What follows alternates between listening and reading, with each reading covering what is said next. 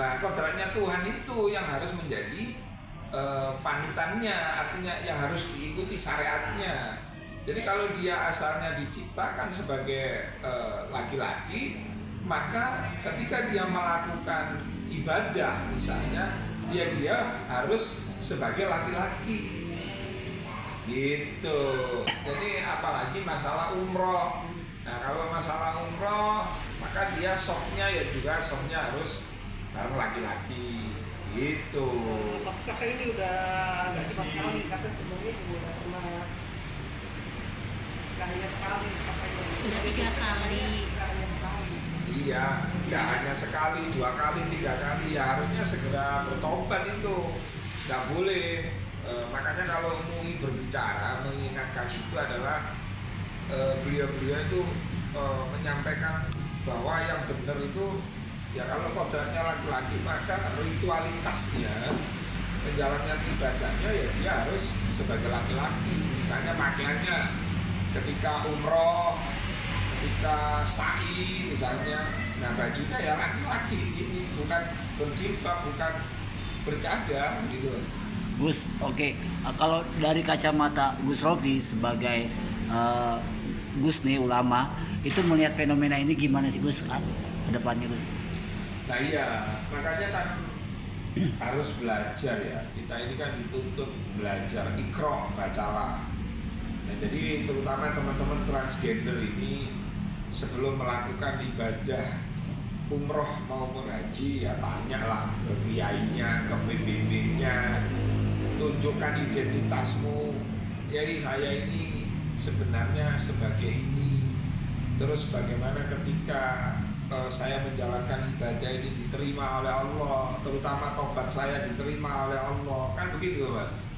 Kita nanti ngomong persoalan transgender dianggap gak menghormati hak asasi manusia. Tapi kalau menyangkut ibadah, kalau dia dikodratkan sebagai laki-laki, maka dia harus menjalankan ibadahnya ya harus sesuai syariat sebagai seorang laki-laki. Itu aja simpel sebenarnya. Tapi karena insan agama pantas untuk dipidanakan ya? Yaitu bisa dikategorikan penistaan terhadap agama, main-main terhadap agama. Bisa saja gitu loh.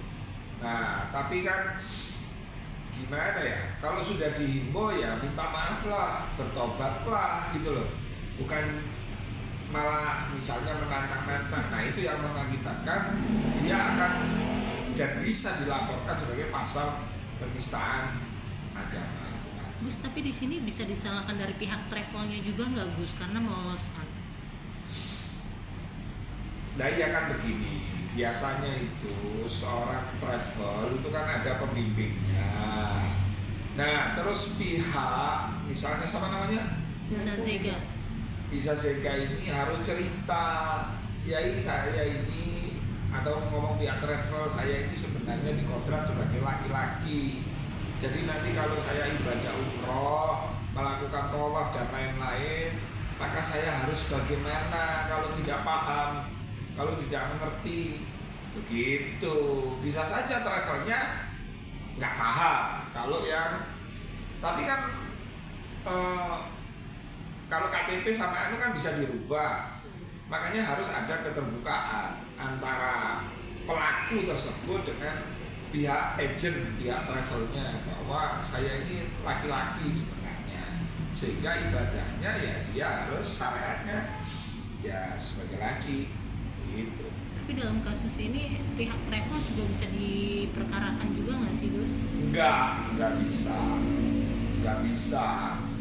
Yang menanggung perkara itu ya pihak ini, ya si siapa Eza ini gitu loh. Kalau sampai itu dipidanakan. Nah mumpung belum ada yang mau mempidanakan, hendaklah bertobat dan minta maaf dan tidak mengulangi perbuatan itu lagi. Perkara setelah ibadah kamu mau jadi apa, kayak jadi perempuan, jadi laki, jadi itu urusannya mereka lah. Saya nggak masuk ke ranah privasi yang bersangkutan gitu.